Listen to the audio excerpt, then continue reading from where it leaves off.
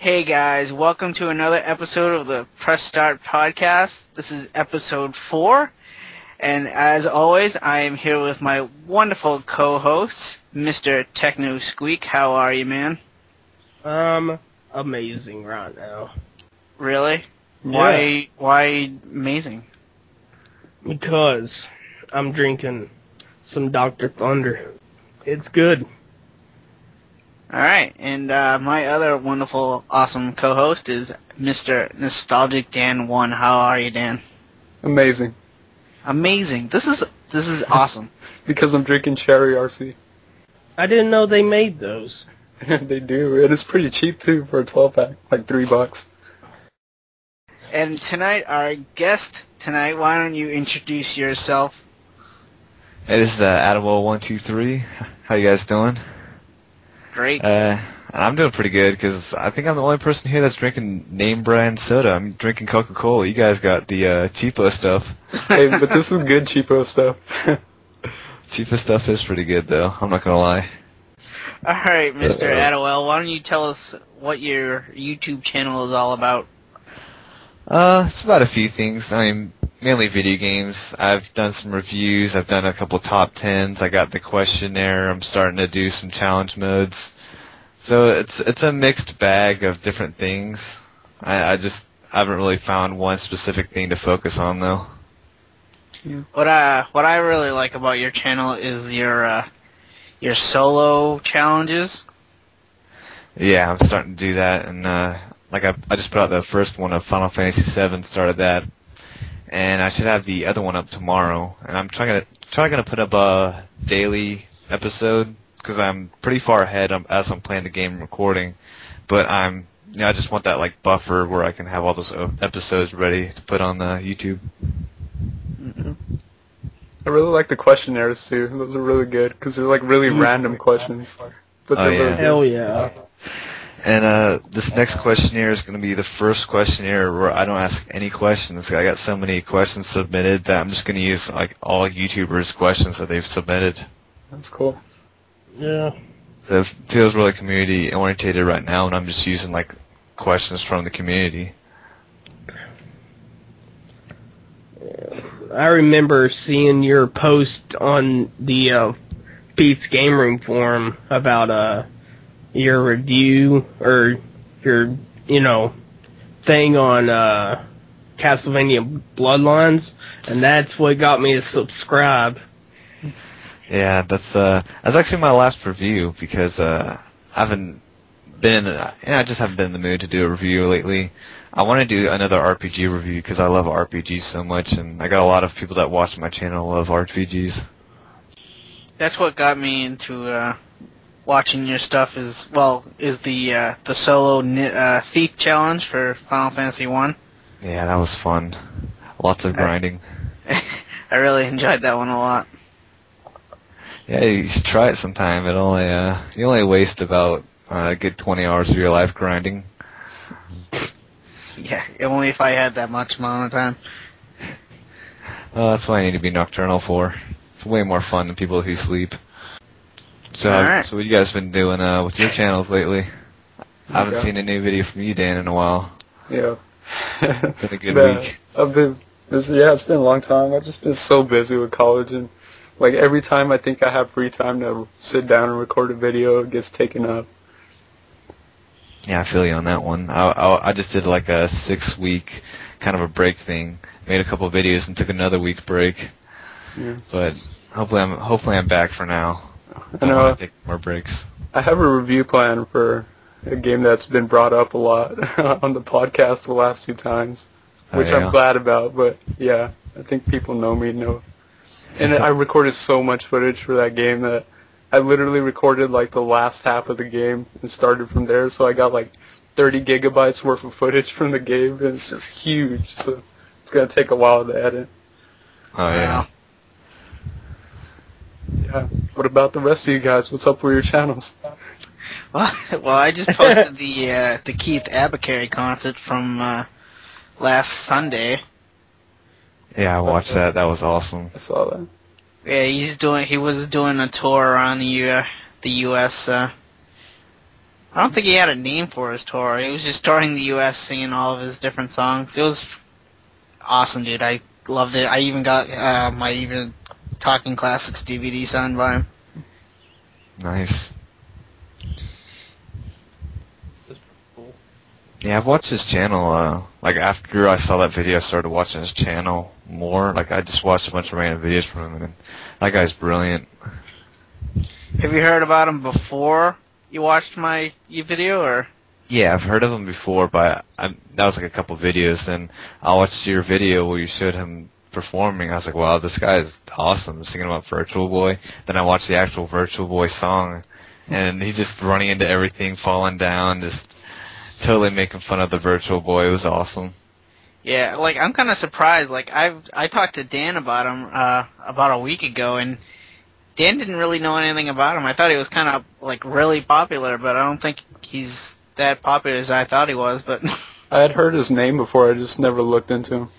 Yeah, I saw him at PAX East back in April, and he got kicked out of his own panel. Oh yeah, I heard about that. The guy's That's crazy awesome. too. And it's like it's all an act too. It's like he's like Keith the Advocate. It's just like his character. Like his real name is Nathan Barnett, but like for what he does for his talking classics, it's a total act. It's crazy, and he goes all out. Oh, yeah. I was just wondering, like, how much he's spent on, like, buying stuff that he's broken.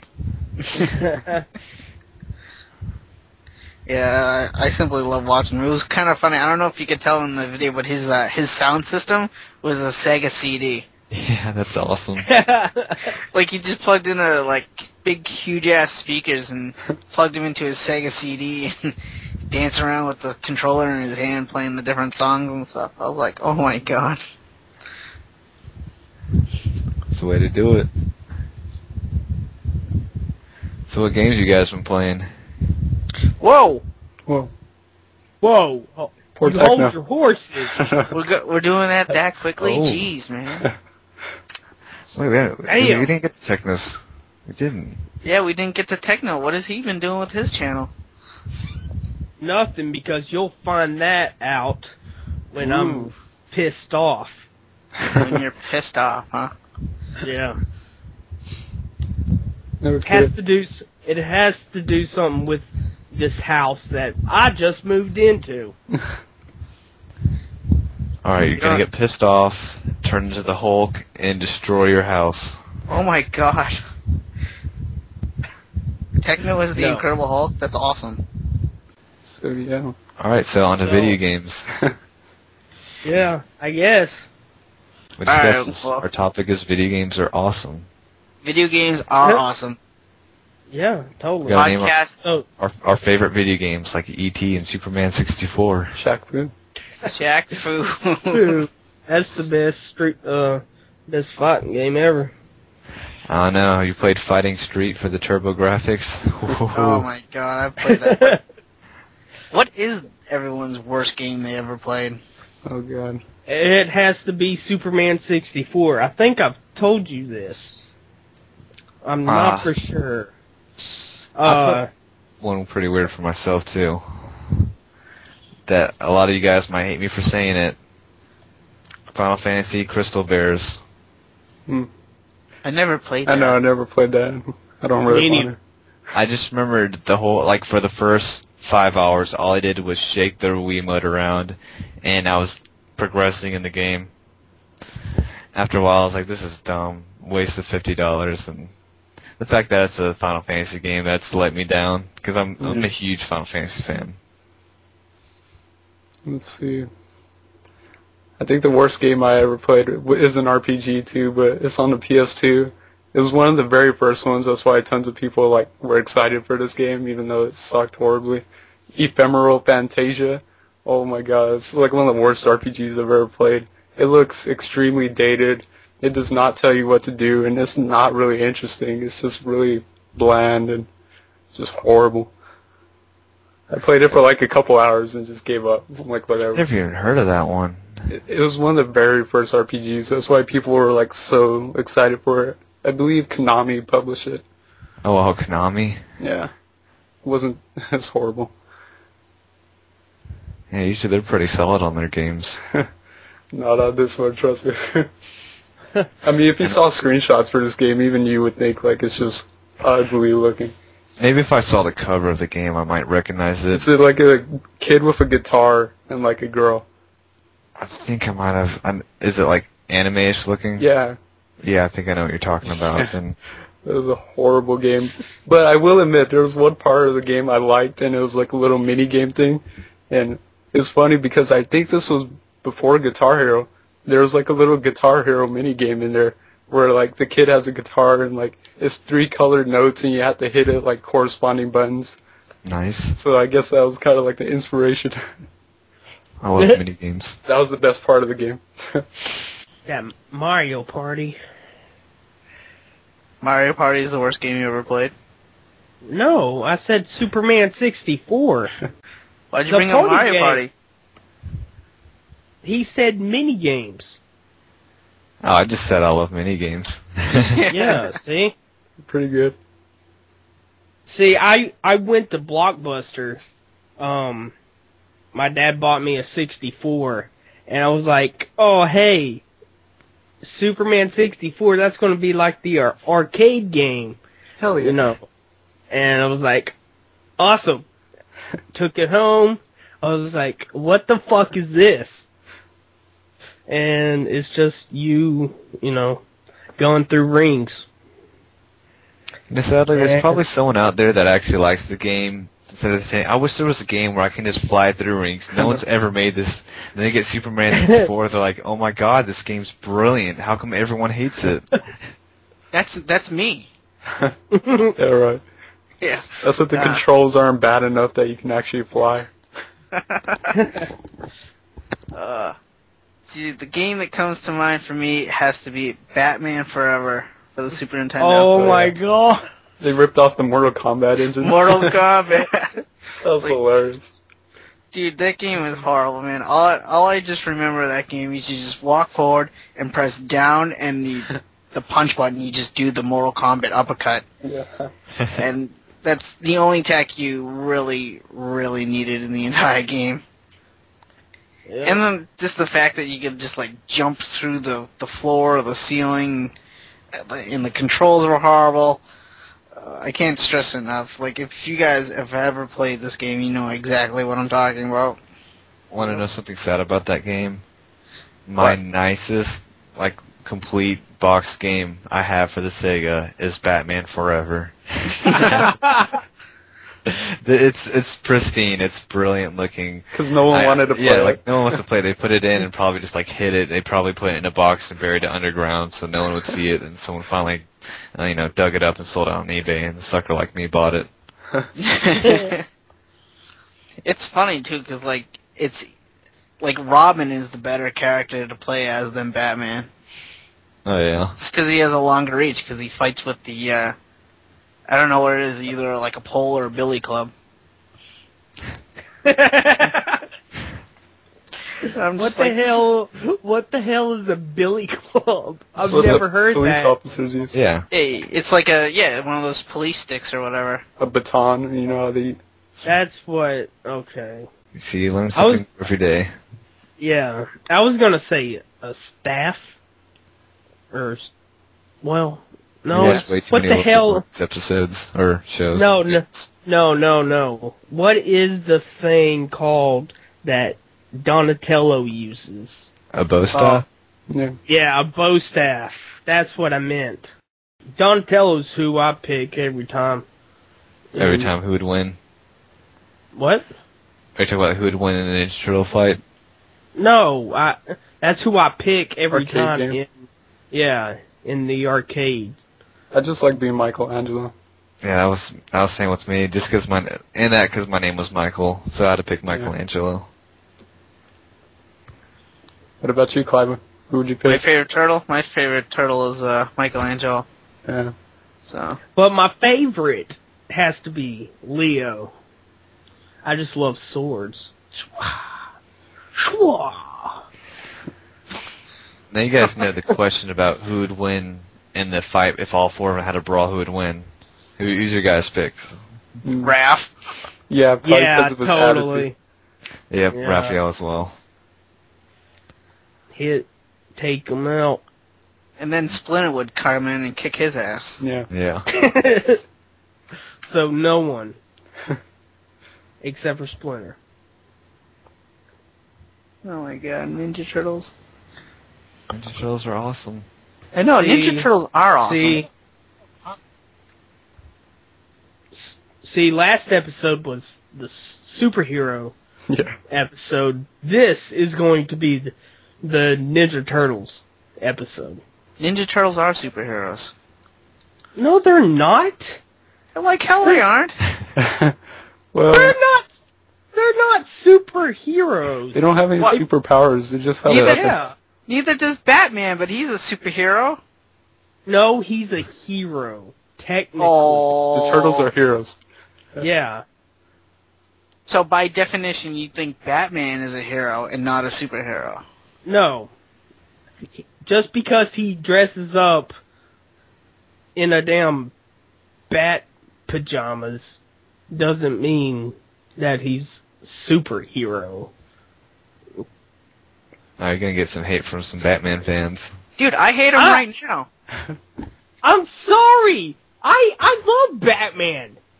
Batman's the shit. He's my favorite superhero. Oh, now you're calling him a superhero. He had to cover his tracks. Whatever. He's trying to cover it. Well, what is he? Is he a superhero or is he a guy wearing bat pajamas? Come on, man. You're on the line now. Come on. Got What's every your answer? Batman fan in the world staring I know, you down. I want to hear this. Come on, Techno, let's go. Okay, he's a superhero. There All we right, go. I want There we that. go. I want that written down in your blood. All right. Well, by that definition, the Ninja Turtles are superheroes. So there. No! Donatello fights with a stick. I don't give a shit. So does Daredevil. He fights with the stick too. Well, No, since they're he mutants- fights with a A Billyclub, which is like a stick. He doesn't fight with the Billyclub. Dude, how would you know? You didn't even know what a Billyclub was like 10 minutes ago. Because that's not what it's like a Like a Billyclub. I don't know, fuck it. Yeah. So back I- to video games. Yeah, back to video Back to games. video games. I hope If the Ninja Turtles are superheroes, please comment below, because I would like to settle this oh my right god. now. No, we're bringing the listeners into this. Okay, Well, technically, fine. I mean, they solve, not solve crimes, but they save the day, and they're mutants, just like X-Men, which are mutants. So Yeah. technically, aren't they superheroes as well, since they're mutants and they fight evil? Yeah. So there you go. Well, There you go.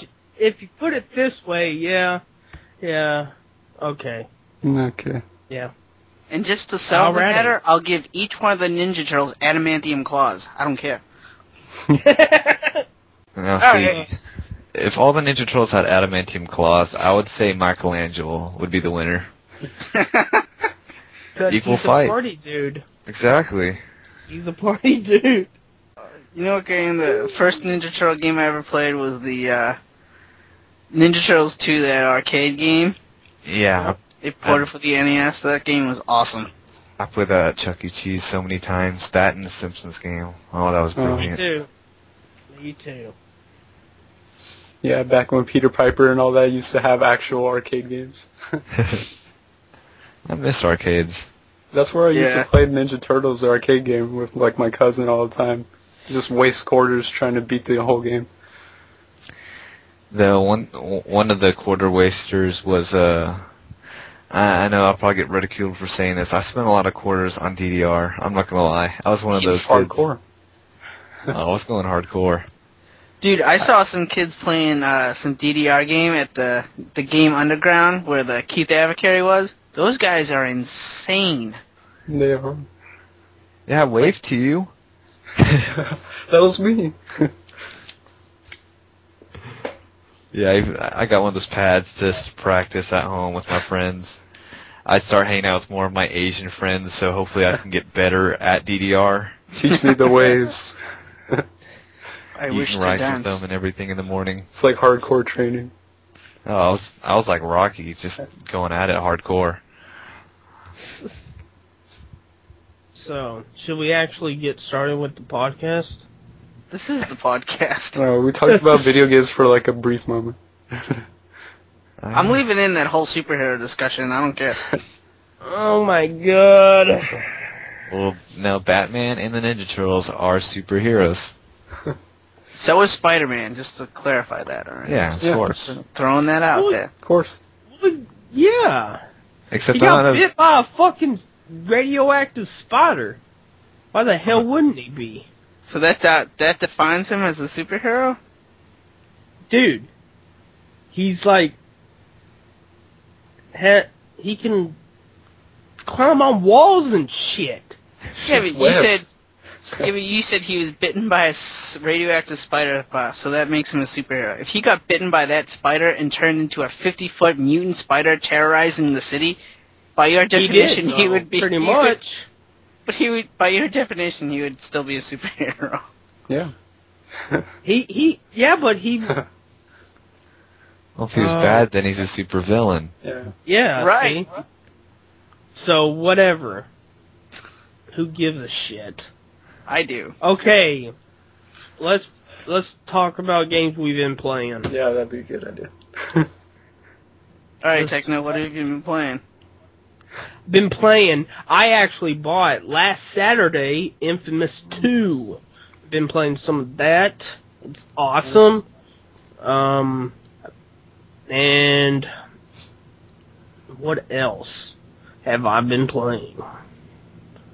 Oh, I played some Phantasy Star Online on my computer. Yeah, that's badass. And then today I was playing some Splatterhouse. The new one? Yeah. And then I went and played the old ones. Did you play the old ones on the new one? Yeah. Nice. Yeah, I love that collection, the 4 games in one. It's like a pure fan service game. Yep. Oh yeah. You don't see that too often with certain video game companies. Fan service. Yeah. Did you play that one at all? Yeah, I played at my friend's house, and I played some of the old stuff, and yeah, it's been a while, because I was getting my ass kicked on the retro ones. What do you think of the new one? Oh, I think it's awesome. They did a great job. I mean, of course, it's gonna have a small crowd because Splatterhouse wasn't too popular back in the day, but still, I think it should get a little bit more recognition. Because I mean, Splatterhouse, it's awesome. Yeah. But yeah, that's it for me. All right, how about you, Dan? Okay, let's see. I haven't been playing much, but this last weekend or whatever, I put some more time into Disgaea 3, which I'm starting to like it a lot more now. It's an enjoyable game.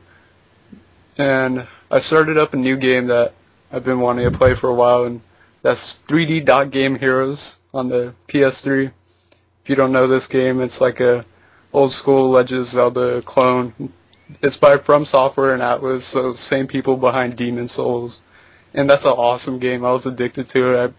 I started it and I played it for at least a good 4 or 5 hours straight. So I beat the first 2 temples on that, and I'm at the Desert Temple right outside that. And I put a little bit more time, not a lot, but a little bit more time into The Legend of Heroes, Trials in the Sky on the PSP. I really need to put more time into that, but, you know, I just don't have that much free time. And I think that's about it. So, Cliva. Okay. Well, I'm still playing a Mega Man, the Wily's Revenge for the Game Boy, or the 3DS from the eShop, and it's still really hard, dude. Like I said before, it's 5 times more difficult than the NES versions, and I just beat Cutman, who is like the easiest boss in the NES games, but for some reason, he's like extremely hard in this game. But I just made it to Dr. Wily's castle, and that just vamped up the difficulty like way too much. And you get to the end of it, and you have to fight four more Robot Masters from Mega Man 2, and I'm not going to say which order beat them in, but if you don't beat these guys in the right order, you're just going to get game over really quick. Sucks. Yeah, and the next game I picked up yesterday, and I've been totally addicted to this, is Kirby's Mass Attack. Nice. I heard mixed things on it. Dude, this game is awesome. I picked this up, and I haven't put it down, like I said. What it is just, basically the main story is like this evil wizard bad guy comes to Kirby's game and zaps Kirby into like 10 different little Kirbys and kills 9 of them. Because if by taking out 9 of the Kirby's like less powerful. So what you have to do in the game is you have to collect like 100 pieces of fruit, and then once you do that, you get an extra Kirby. Now, there's like different fruits. There's like apples that count as like 1 piece of fruit, bananas that count as 5, and then like watermelons that count as 30. And basically, the main goal of the game is just, you know, collect. You can only get up to about 10 Kirbys, and once you get about 10 Kirbys, then you're at like full power. And the way this game is played is you don't press a single button in this game at all. It's all done with the stylus. So if you guys played like any of the Legend of Zelda games for the DS or the Yoshi Touch and Go, it's just like that. You don't touch a single button, not even the start at all. Nice. You use the stylus to run, to throw the Kirbys, to attack the Kirbys, to fly, everything. And the way Kirby actually like attacks his enemies is what you do is you gotta tap the enemy with your stylus, and if you have like 1 Kirby, that Kirby will go after it. But if you have like 10 Kirbys, those 10 will go after it. And if you keep tapping the touchscreen with your stylus, they'll punch harder, and like, you know, they'll do more damage. So it's really thought out. It's really fun, and it's totally addicting. And there's a lot of collectibles in the game, because if you get to a certain level and you have to pull like a vine down, and there's like a 10 on that vine, that's telling that it takes the strength of 10 Kirbys to pull this vine down. So like if you have like 9, you can't do it. You gotta like, you know, beat the level and then come back to it when you have 10 Kirbys. So there's a lot of like replayability in the game. So if you guys are like kind of interested in this game, I highly recommend Kirby's Mass Attack. And what have you been playing, AOL? Well, as you guys know, I've been playing Final Fantasy VII, the solo run, so we all know about that. And get ready for this one, because I know Dan will enjoy this. Tales of Vesperia. And so far, I'm really liking it, because well, here's what I really like about it.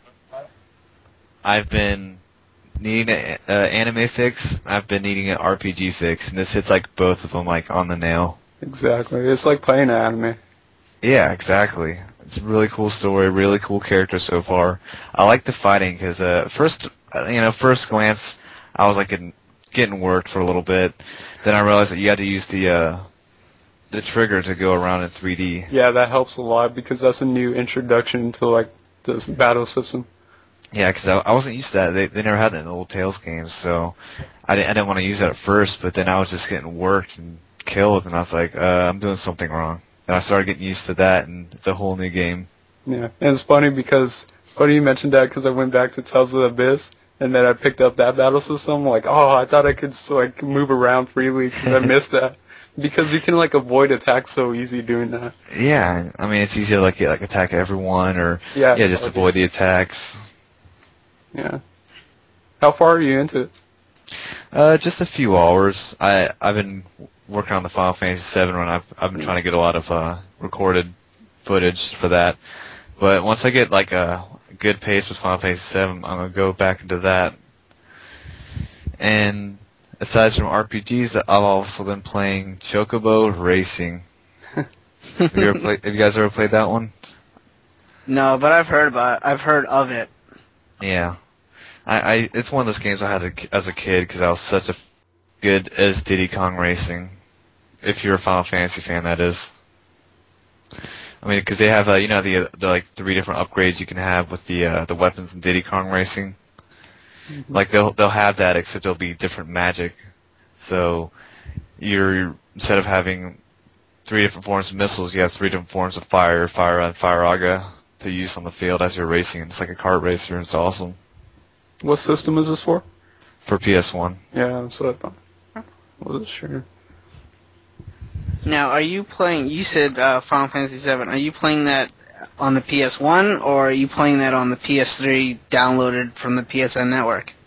I'm playing it downloaded on the PS network, but I do actually have the disc. I'd rather use the digital copies of that game. Alright, like, I'm only asking this because I don't have a PS3. Like, does that run better on the PS3 downloaded, or does the PS1 run a little bit better? It's exactly the same. Is it? Okay. Like loads and everything, they're the same. No difference. Alright, I just wasn't sure if it was like a lot smoother or something like that, but... Oh no, it's not like you get the anthologies where you get all those crazy loading from the PlayStation 1 running the Super Nintendo ports. Nothing like that. It's the exact same game. And I just did it with the Final Fantasy ones, just because, I mean, when I bought my Final Fantasies, they were brand new, and they still look brand new aside from the wrap. So I didn't really want to touch them. I'm hoping to get a PS3 sometime next week. Yeah. It's a good system, especially if you get the one that's whatchamacallit, the ones that plays all 3 generations of PlayStation games. The fat one. Yeah, you get the 60 gig, you know you're good. I was looking at the 320 gig that comes with Infamous 2. Yeah, that's a good one. Do you have a PS2 or a PS1 already? Me, I have a PS2. Yeah, so you just get the slim one because they're more reliable. That's the truth. They are. The slim models in general are always more reliable. You won't have to worry about the yellow light of death with the fat one. That's what the 320 gig one is, Yeah, the slim? The slim ones are the ones that are out now. Okay, cool. Yeah. But yeah, Adderwell, I'll say like about Tales of Vesperia, since you're only a couple hours into it. I will admit it kind of starts off a tad bit slow, but trust me, it's going to pick up like really quick. Well, I'm not slow for me, because, I mean, maybe for some people, you'd probably say, but I'm an anime guy, so I'm loving it. Yeah. But I'm talking like storyline, it starts to get like amazing later on. Oh, yeah. Like, it's bigger than you think it actually is. Yeah, it seems like small in the beginning, but God, it opens up. Yeah, it's really cool. Yeah. All Tales games are really cool. And those games are like, they're really cool, but it seems like not a lot of people know about them. Yes, and I was like thinking about this. Funny to say that. Like I've been thinking about it. I'm like, man, you never hear people talk about like Tales of, and it kind of irritates me. But like, people, you think of great RPG series, you automatically think Final Fantasy and like other stuff like Ys and stuff like that. And Tales of is always kind of pushed to the side. Oh, yeah, I mean, I know what's really cool about Tales of Fantasia is it kind of has that little Earthbound story where it got really popular because of the ROMs, the Japanese translated ROMs. And like when I first played Fantasia, it was on it was a ROM hack with the translation, fan made translation. So to me, it was brilliant. Like I've never played a game like that where it's a 2D RPG. It blew me away. And then all of a sudden, I see these Tales games coming out. I'm like, wait a minute, are these the same Tales games? Are these for Japanese only? And I'm just getting so excited. And I remember the first one I really got into that was English was Tales of Symphonia, and that game just blew me away. I mean, I told so many friends about it, and like all my friends that I told about it, they fell in love with it. And we tried the whole 4-player thing on the GameCube, yeah. And I mean, it wasn't nothing spectacular, but just cool to play RPGs with 4 people. Yeah. I've been interested, like, Tales of Fantasia, there's like a website that specializes in like reproduction cards, and they have like a reproduction for the Super Nintendo Tales of Fantasia. Yeah, it's a very cool site. I kind of want to get a Earthbound Zero reproduction card. Yeah, you know what site I'm talking about then. Yeah. Yeah, they have some really cool like ports, like I was tempted to get like Shin Megami Tensei, like the original one, the old school one. I'm like, oh, I want that. Yeah. All the good Japanese games that only the import nerds know about. Yeah, and Terranigma. Oh, I want that too. But yeah, I mean, like, Tales of, I know, is huge in Japan, like, maybe even more so than Final Fantasy, I would say, in Japan. Because even in Japan, too, it's a weird little thing, but the demographics is that, like, more females actually play Tales of than males, which is kind of funny. So if you ever have, like, a girl who wants to play an RPG... Tales is great anime story. And, yeah. I mean, go over there, it's like both genders like anime and RPGs and stuff like that. Here, you don't see that very often. Yeah. It's usually guys, kind of. Mm-hmm. Now, how many Tales games are out? Like, how many games are there? God, a lot. So at least like 6 or so. Well, there's 13 official installments into the series, and there's tons of like side games like Final Fantasy does. Yeah, I don't know any of the handheld ones. I'll admit that. I just know like the console versions. Well, I heard like Games of War recommended like Tales of Eternia, especially for me, like how much I love Vesperia. Tales of Eternia is it's an official like iteration into the series, and he recommended that. It's only in the UK, but obviously the PSP is region free. Yeah. It's in English, so. But yeah, like the DS had like 3 official installments: Tales of the Tempest, Tales of Hearts, I forgot the other one, and the Wii has Tales of Graces in Japan. Which thankfully we're getting Tales of Graces F on the PS3 next year, so I'm so excited for that. And they have a new one coming out as well, like I can't remember what it was, like Tales of Xillia or something like that. Yeah, Tales of Xillia. Xillia, that's it. Yeah. And like I mentioned this on the last podcast, it sold 526,000 copies roughly in its first week, which is astronomical in Japan. Because Tales of Vesperia, and I think this was partially due to the 360 isn't big in Japan. It's really like it's pretty much dead in Japan. But Tales of Vesperia only sold like 55,000 in its first week. So Tales of Xillia was huge, and I can understand why. It looks just even more epic, more gorgeous. Yeah. So I'm hoping, like, since it sold so much, that Bandai Namco could see that and hopefully bring that out as well. Yeah, that would be awesome. Yeah, I'd be in line for that shit. Mm-hmm. The digital line. Now, this series is this like Final Fantasy, where each game is like its own story? Because I've never played any of these games. Yeah, pretty much. Yeah. Yeah, it's not like an ongoing thing like Ys. No, it's always new, brand new story, brand new characters. So you could pick up any game and not be that's the beauty of it. Like, you can start with any game because it's always a new story, always new characters. Okay. But the battle system and stuff usually stays the same. Yeah, it's very action oriented.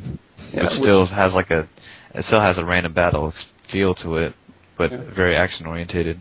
And that's my personal preference. I love battle systems that are like real-time action, like Star Ocean, obviously. Yeah, Star Ocean was great. Huge fan of that battle system. It's like one of my favorite battle systems. Which one do you recommend, like, to start off with, like, the favorite one? You got the 360 Tales of Vesperia. Okay. It's only like $20 too. It's pretty cheap. Yeah. Sadly. It's not going to be one of those dirt cheap games, don't get us wrong. Yeah, it's not going to be... It's like you can find it for a good price. I found mine for $12. Yeah. Where'd you find that at? eBay. Oh, nice. I'm an eBay whore. Me too. Go on this so much, but there's so many things that I like let just slide past me because I'm such a cheap gamer that I will let a game go for $5 just because I wanted it for $3. Yeah, same here. Or like I always think I could get a game for cheaper and all that. Yeah. Then you forget about it, and then 4 months later you look it up again and find it pretty good. Yeah, that's how everyone does it. Definitely Tales of Vesperia. That's a good one to start off with.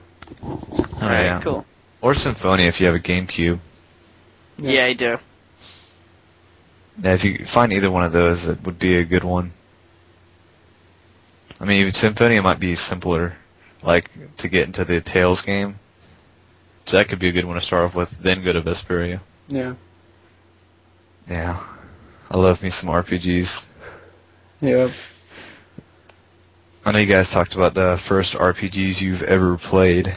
Yeah. But what was the first RPG that, like, changed your life? That was like, oh my god, all about RPGs now. It's easy for me. I did a video on it a long time ago. If anyone remembers, Star Ocean Till the End of Time on the PS2.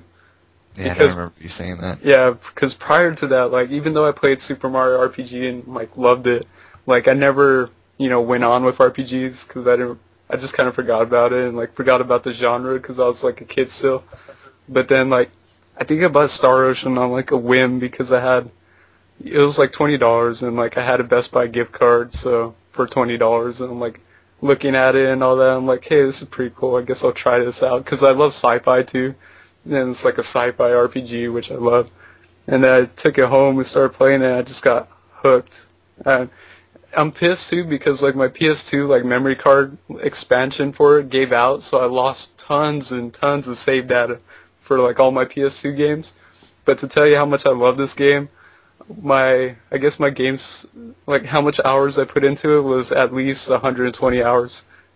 Nice. I was hooked, and there's so much bonus content on the game, it's ridiculous.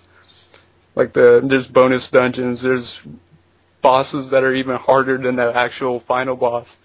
And, it's just an epic game. Epic journey is really long. Oh yeah, and those side dungeons are ridiculously hard in Star Ocean games. They are insane. No RPG can compare to how difficult those side quests or and they're not even side quests. You do them after you beat the game, and it's ridiculously hard. Yeah, the side dungeons are like usually some of the biggest dungeons you'll ever see in that whole game.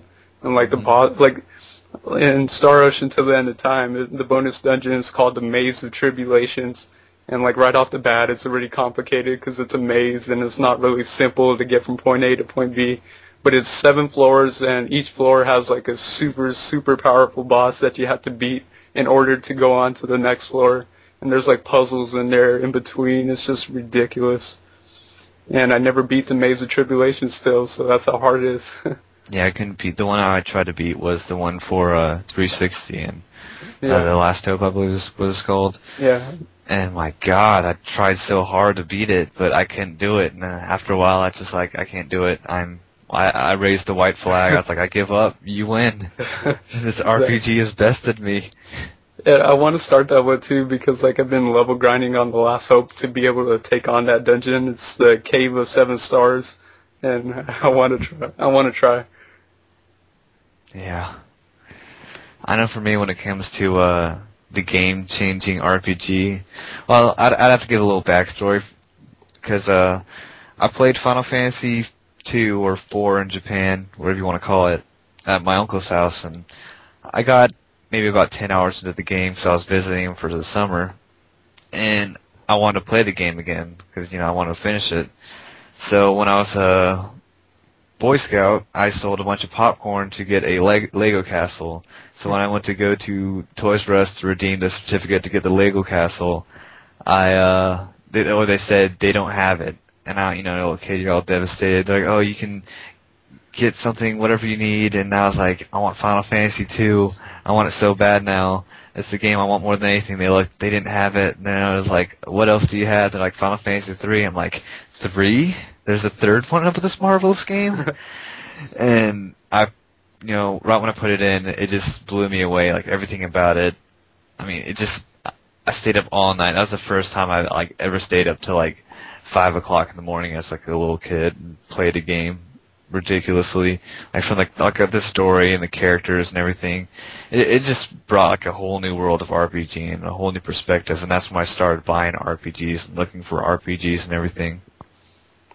That's the game that got me really into RPGs is Final Fantasy 3 or 6 in Japan, but like I already said in the episode 2, that game was simply awesome. I love the characters and definitely that opera scene.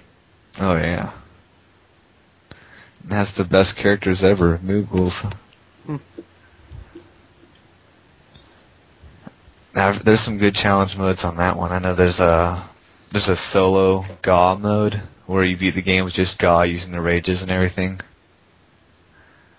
And yes, it's been done, so that's one thing I want to try in the future. And let's see. There's always the don't use magic or items, low level challenges. So fun. Stuff you do as a kid when you're bored and want to beat the same game over and over again because you only have a few games. And now it's completely opposite. I have a bunch of games and have no time. Yeah, a bunch of games, no time to play them, and I still buy more games. Yeah, building up my backlog even more. Yeah, I'm good for about another few hundred years. I think I'll complete all my games in about 2099. Works out perfect. Exactly. By that time, I'll stop playing games and see if X-Men 2099 are out in real life.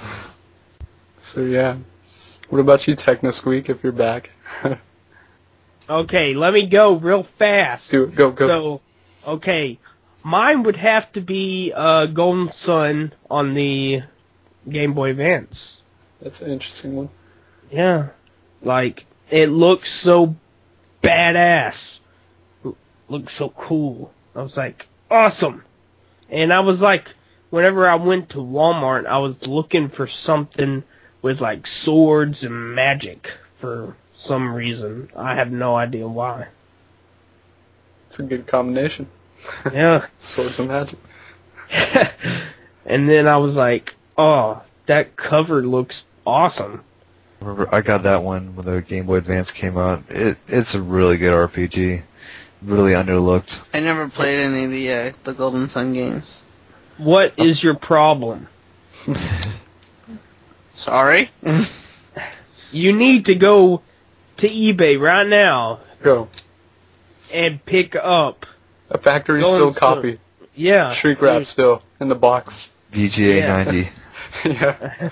It's like selling And for open it $100. up on YouTube. Open up the VGA 90 Golden Sun and play it. Then you're like, I don't like this game.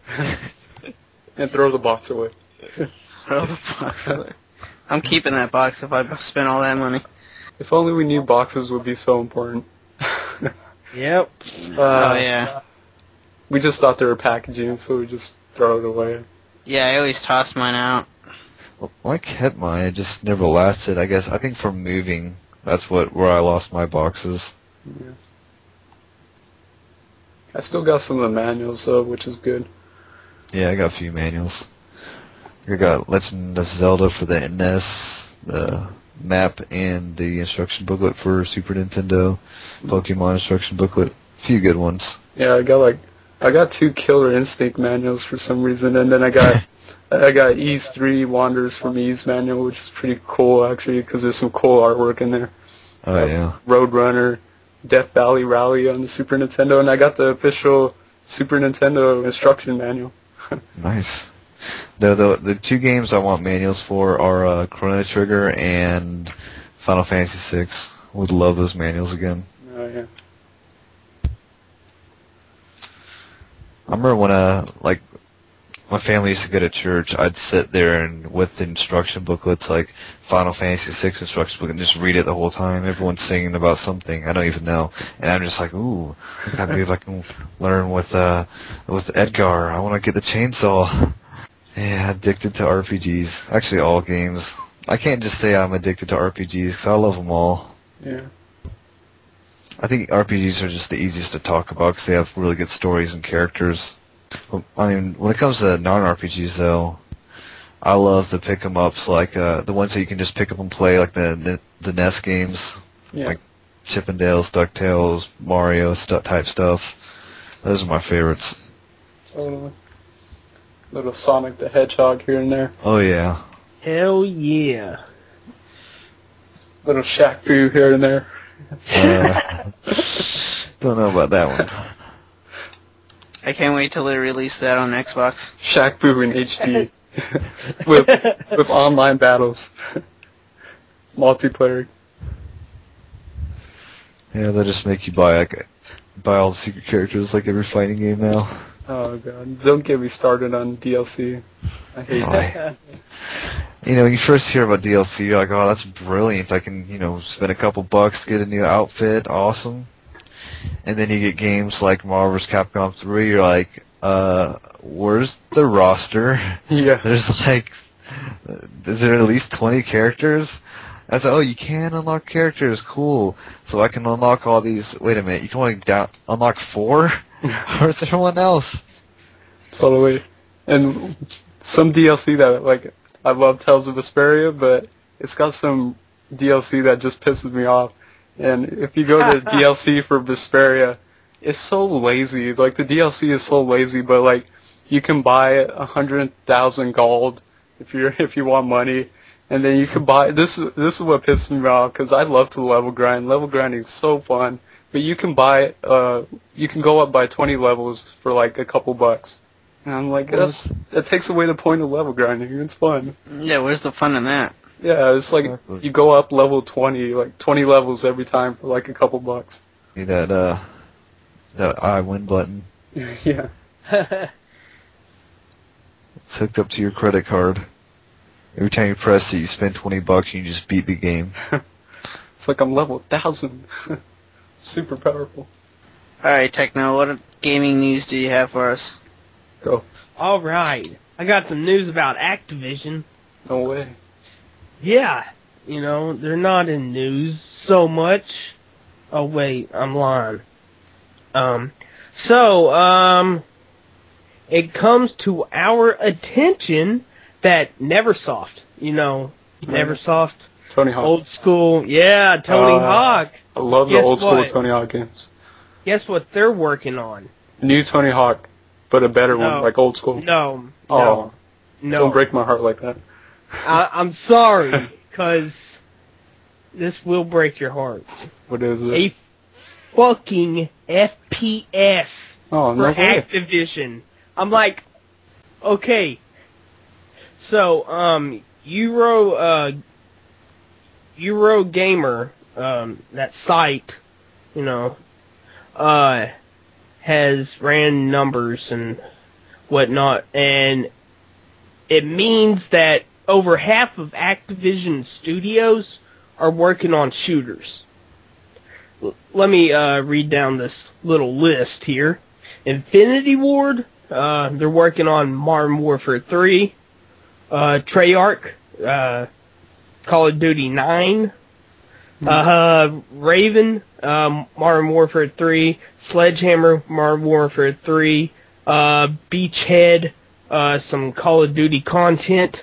Neversoft, Mystery FPS, and High Moon War for Cybertron 2, which I don't really mind because I like the first one.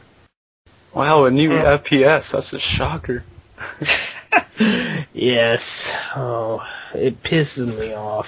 Man, I really don't mind first-person shooters, but I just like them to be unique and stuff, like BioShock. BioShock's one of my favorite games. Dude, I love BioShock. Like, if they try to be different, incorporate unique stuff, where it's like, I don't know, like the old school Max Payne back in the day with bullet time and all that.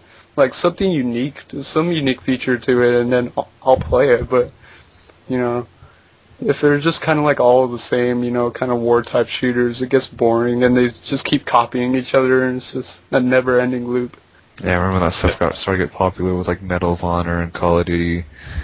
And I never thought anything of it. I thought, oh, those are just some war games, whatever. I'll be playing my Time Splitters. The next thing you know it, everyone's all about these games. Forza 4? Okay, you know, Mortal Kombat had the, season pass thing? Mm-hmm. Forza 4's, going that route, too. Well, for, like, cars or something? Yeah. Online. You will, like, get 30% savings over buying the DLC. Oh, it's a DLC season pass for DLC. Mm. And, the pass is, American Muscle Cars pack with the Pontiac GTO, Pontiac Firebird, a Buick GSX, Dodge Coronet Super B. I'm going to probably mess up these names. Chevrolet Nova SS, Shelby GT 500 428 CJ, Plymouth GTX 426 Hemi. That sounds like a graphics card. Dodge Cornet WO23 Dodge Dart Hemi Superstock Ford Fairlane Thunderbolt, and that's all it lists. What do you guys think about that? Cha-ching. That's what I think about it. Yeah, I really have no desire in Forza 4, so. Me neither. I do. I mean, I like racing. I'm a big racing game fan, and I love Forza too. But it's like, I don't really bother with the DLC. There's enough cars in the game as it is, so I don't care too much. Minecraft has a pre-release of 1.9, so any of you Minecraft fans, go download that and patch that up. You guys, anybody Minecraft fans in here? No. Shocker, me. I actually like Minecraft. Really? Yeah, I'm not addicted to it. Like, I know people get addicted to it. It's a fun game to pick up and play for like a good hour or so. And I've always been like by nature, I've always been a creative person. I love to like build things. I loved Legos back in the day. I had tons of Legos. So I love to create things, and like Minecraft is just that, but with a like kind of like action game oriented into it, where you have to survive the nighttime with all these, you know, creatures that come out at night, and damn creepers and zombies and skeletons. It's just ridiculous. Oh, that's cool. Yeah, like if you don't know, Minecraft is basically, you know, a never-ending world. Like literally, the world never ends. It just keeps generating new land, and you break away at blocks, and there's all kinds of different blocks, and you use materials to create new things, so you can build whatever you want. Really, I mean, there's no limit to it. But then like, there's a survival aspect, because at nighttime, like I said, like, you know, monsters come out, and in the dark, if you go like underground in caves, monsters will spawn in dark areas. So you have like swords and stuff, and like you got little 10 Zelda hearts that look like Zelda hearts, and that's your life bar. It's a lot of fun. I didn't even know that. I thought it was just building stuff and have fun, make a video on YouTube. That's part of it. But yeah, like with this new 1.8 update, like it's pretty cool because you get the best of both worlds. If you're a creator and love to create things, then there's a special creative mode where you have instant access to every single block in the game, and you can place as many as you want, and you can destroy blocks with like one hit. So it makes it so much easier, and you can fly. So flying actually helps a lot. But now there's a survival mode where like all it is just based on action, and you have to survive hordes and hordes of monsters, and it's really cool. Yeah, I got one more piece of news in it. It's not a big one. They've already, these two games have already been released on the Dreamcast collection, but Space Channel 5 Part 2 and Sega Bass Fishing, hell yeah, Sega Bass Fishing, I love that game. They are coming, you know, to Xbox Live Arcade and PlayStation Network, you know, just them to download, not so you don't have to buy that thing, because I don't think the Dreamcast collection came out on the PS3. No. I think it was just for Xbox 360. Yeah, it was. Okay, and also they have made the Move work with Sega Bass Fishing, and also Space Channel 5 is awesome, and this version features Michael Jackson, so double awesome. Oh yeah. And then here it says, at the last it says, you will be able to download them yourself on October 4th. That's just a week and a few days away. Till then, now where is my Jet Ground Radio port? Nowhere. No, they didn't make a new game. That'd That's what be they need cool. to do. Some new music and everything. Yeah. Oh, a new Jet Ground Radio? Yeah, just make it a whole new game, a whole new world. That'd Make be it pretty online. where you can have like rival gangs and Dude, fight over like yes. territories. Yes, that's what I thought the Jet Ground Radio was. No, I mean that's what it is, but if it Yeah. had like multiplayer like that, we can go online and like let's say us four can go against four other people, and you just have like a battle mode where we can try to see whoever covers the most ground or something in X amount of time. You know, something weird like that. Yeah. I think that'd be awesome. But yeah, that's it for news. Great. You didn't even chime in. What do you want me to say, man? I'm not interested in any of those games. Dude, you don't like Sega Bass Fishing. What is wrong with you? Dude, what's up with you, man? You've been insulting me all night. Because I don't know. I'm pissed off. I heard some news earlier. As my friend was telling me about, you guys heard that game DC Universe Online, whatever? Yes. From what I hear, yes! they're gonna make it free to play, like next month, I believe. Yeah, that's one of the reasons why I want to get a PS3 before October, man, because I'm going to be playing DC Online. Maybe like 11 hours in the day. I can't wait for that. You're just gonna forget about the podcast and everything. Yeah, you know what? I'm gonna quit occupied. this. I'm gonna quit this podcast and just play DC Online, and then I'll come online and then say, "You guys got to play with me." Well, I already play it. Yeah, I definitely can't wait for DC Online because I've played I played City of Heroes and Champions Online, and those two were simply amazing. So I want to know if DC would just blow those other two out of the water. It has Batman. Of course it does. Batman the superhero or Batman and the guy in the pajamas? Oh my god. oh, Both. Now, what kind of pajamas does Batman wear? Does he Where's wear Batman Robin pajamas? he wears Robin Superman pajamas. Batman with Superman pajamas. Okay, guys, this is the part of the podcast where we get into our segments, and I've been told I am going to go first, so for my segment, I'm going to talk about a cool little puzzle game that I used to play when I was a little kid, and that is Kickle Cubicle. Have you guys ever heard about this game? No. No. Oh, let me tell you, it's a fantastic puzzle game. And in Japan, it was known as Mystery Island, and it was developed by Irem for arcades in 1988, and it was ported to the original Nintendo 2 years later. Now, this game is played just very similar to Adventures of Lolo. Do you guys know that series? Yeah. Yeah. Yeah. Okay, so if you guys played that game, you kind of got the idea what Kickle Cubicle is.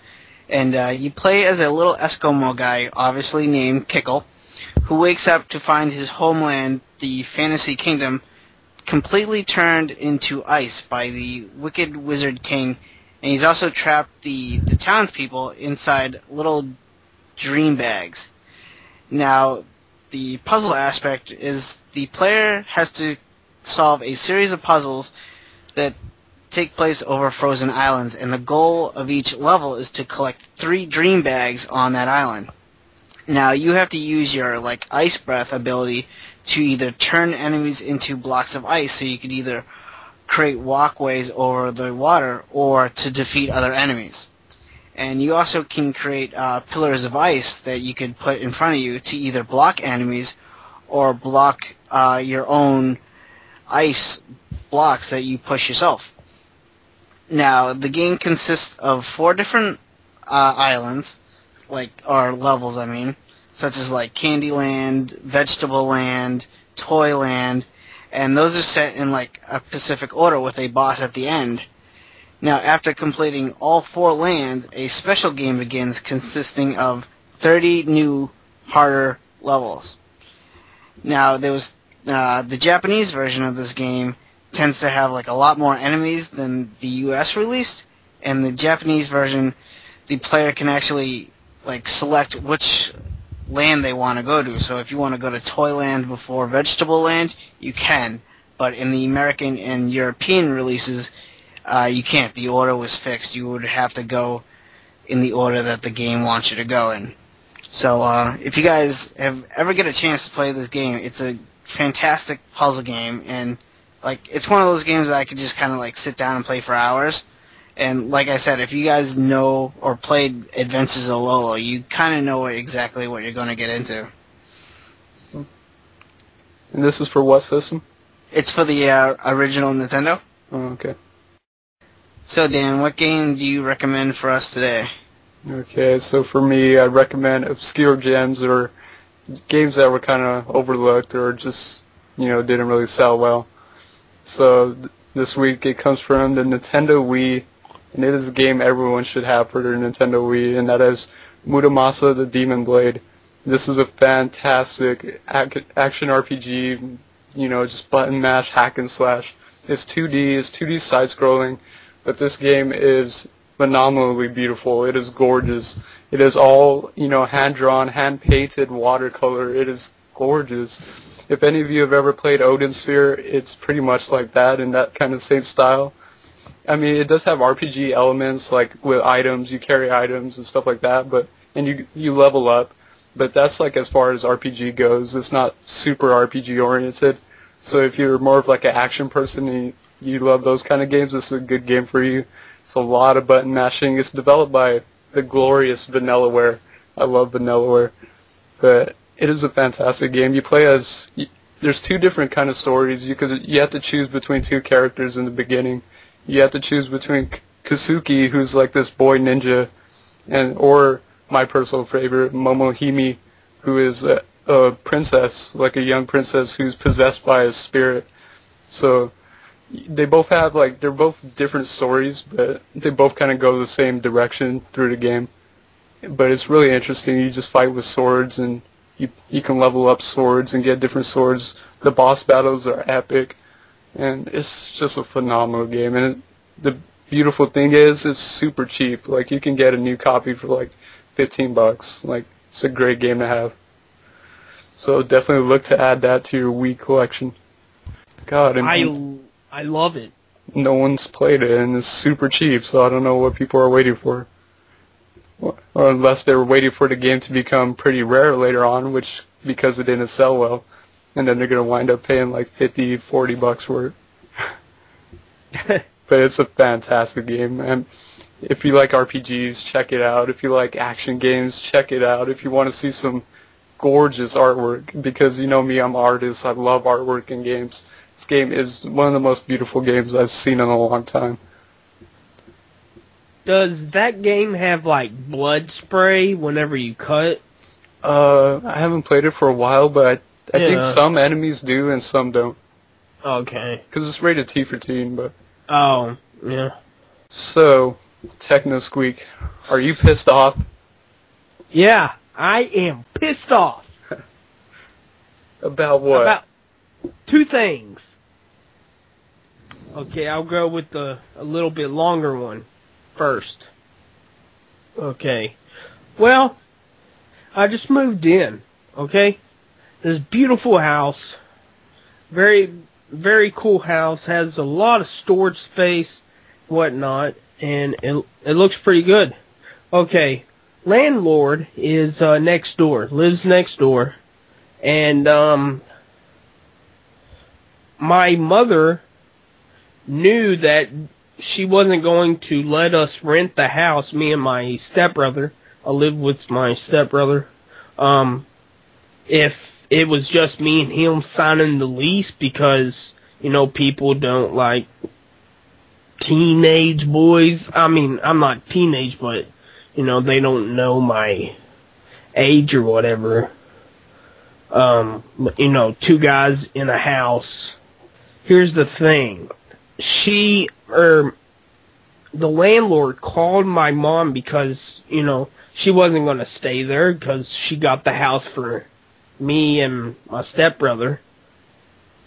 And she called her up yesterday and was like, hey, when are you going to move in your stuff to my mother?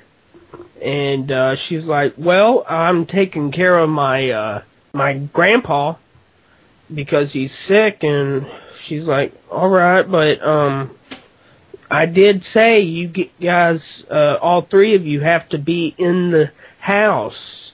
And then my mom asks, so you're kicking us out? And he's like, well, at the end of the month, you need to have a different house. So, I'm getting kicked out. That pisses me off. Like, so why is he kicking you guys out exactly? Because my mother's not here. That's weird. That's why. But it doesn't say anything on the little page that we signed about her having to be there. So I was like, what the fuck? Dumb butt, if we, don't punch holes in the wall for being pissed, and mess up this house, we'll get all our money back. So that's good. Now my second one is this goddamn internet. Yes. It's pissing me off too. It pisses me off because, okay, I was stealing internet from her, the landlord, and somehow she's like turned off her internet or something because I can't get online on hers, and that's what I've been using for the last podcast, and we didn't have any problems. But I'm stealing this other guy's internet, this other neighbor, and it's dropping me like so damn much, but now it hasn't yet. I guess because I'm talking, but yeah, that pisses me off. I hate slow ass internet. Okay, here's a little story. I had dial-up all the way through high school. I didn't even have internet. It sucked. So like junior year. But yeah. Don't you miss life before the internet? Yeah. Gaming before the internet? I couldn't look up. Yeah, I had walkers. internet. I guess that's it. Yeah. So, what's next? Questions. Comes out of nowhere. There you go. We have questions. Okay, we have one question and one comment I like to read. Okay, the comment is Go for it. All right, I will. All right, the comment is by Mikey's Monarch, and he says, on top of all my schoolwork, I have barely any time to listen to garbage podcasts. Hearing that Clava and Dan made a podcast, I got excited and didn't set my expectations up too high, so they wouldn't get ruined by a bad podcast. Luckily, this podcast is awesome. Clava and Dan have great chemistry, while TechnosqueK helps with the comedic side, which freshens things up in the show. Techno, compared to AGG, which is All Gen Gamers, is Johnny Millennium. Dan is more like Pete Dorr of the group, and Clava is like Gamester 81. They have excellent... Yeah. He continues by saying they have excellent chemistry, but I think they have a better flow if they have another person. Luckily, they have a weekly guest. Lastly, out of the 7 podcasts I listen to, this has to be number 3 on my list, trailing behind All Gen Gamers and Bombcast. Those are good ones. Yeah. So that's what he says, and I just like to say, well, Mikey's Monarch, thank you very much. It's very...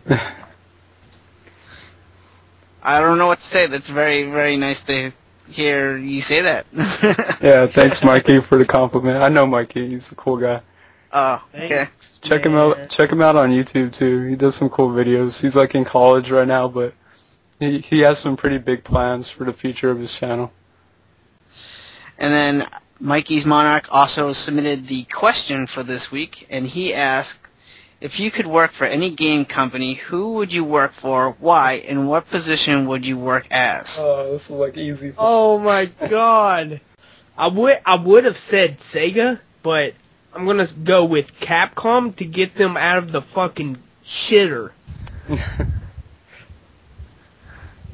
And actually make Mega Man. games. And, you know... Less DLC. Yeah. And, yeah. What position would you take?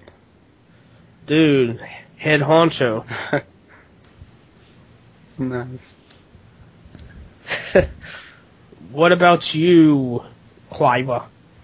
Well, I was gonna say Capcom, but they've been pissing me off ever since the Mega Man Legends 3 cancellation, and I refuse to buy any more of their games anyway.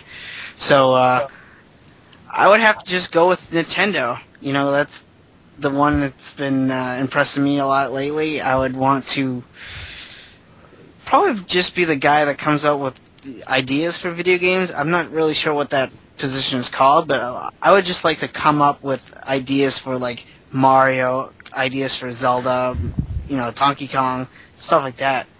So yeah, I would have to just go with Nintendo.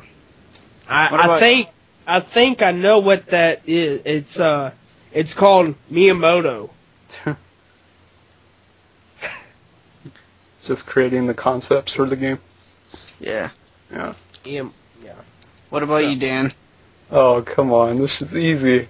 I'd love to be a, you know, kind of some sort of artist, concept artist for Atlas. I mean, I'll be the weird one of the group, but I love Atlas, and everyone knows I do.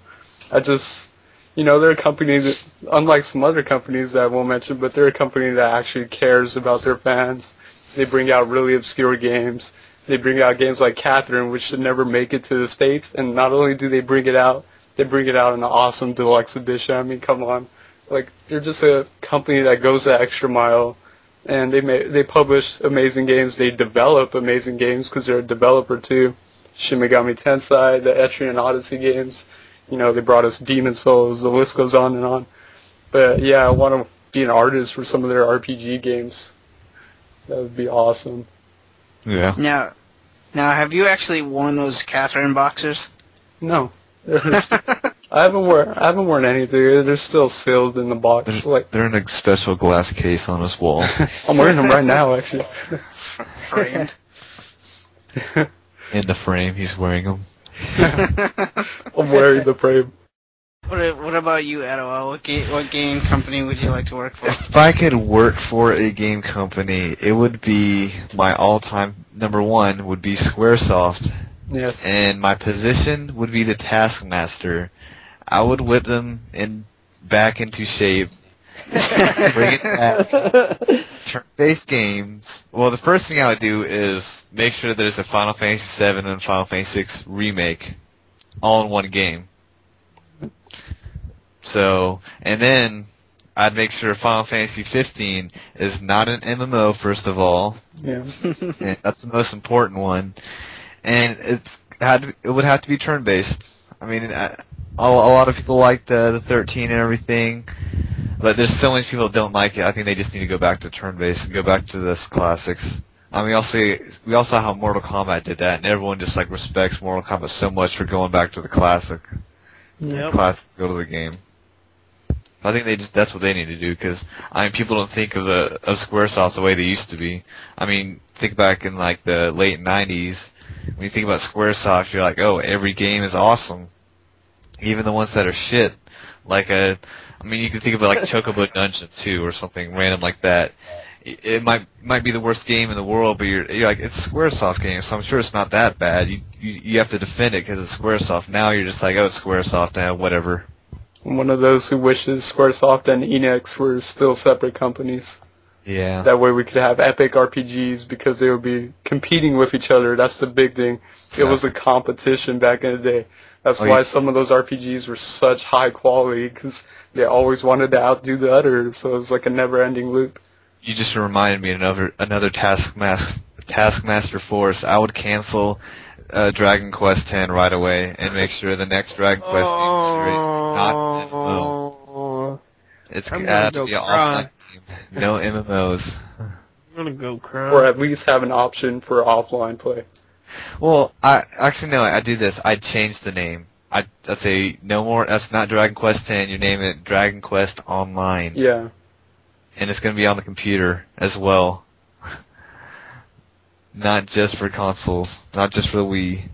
Has to be freaking Peter and for the Wii, and they got to make it work. Yeah. Kind of wish they did that for Final Fantasy, just like, Final Fantasy 11 is Final Fantasy Online, and then Final Fantasy 14 is Final Fantasy Online 2. So, just kind of like that. Keep it separate. Yeah. Though I still consider like it a Final Fantasy Online game is 11, but 14, that is not even a game in my book. It's just work. That's all. I tried to play the game for a while, and all I was doing in the game was like the jobs. Like making stuff all day long and trading it and making it and making it and trading it, and after a while I was like, I haven't killed anything in like 2 days. I'm quitting this game. My company I would work for. Okay, so if you guys have any questions you'd like to ask us for any future episodes, you can email us at pressstartpod@gmail.com. You can ask anything you want, even what Techno does on his spare time. He will answer everything you ask. I got a shout out. Well, shout him out. Shout out. The Nice. Asian Guy Gamer. Asian. The Asian Guy Gamer, dude. He's awesome. Yeah, he's a cool guy. This Asian guy. Go check him out. It's the Asian Guy Gamer. It's the Asian Guy Gamer show. And why is he awesome? Because I watched this video, Asian. then I laughed, then I clicked like, then I told myself, this guy's funny. I'm gonna like watching his videos. Yes. That thoroughly explains why I like his channel. His what gamers shouldn't say before sex is funny as hell. Oh yeah. He's just funny in every way.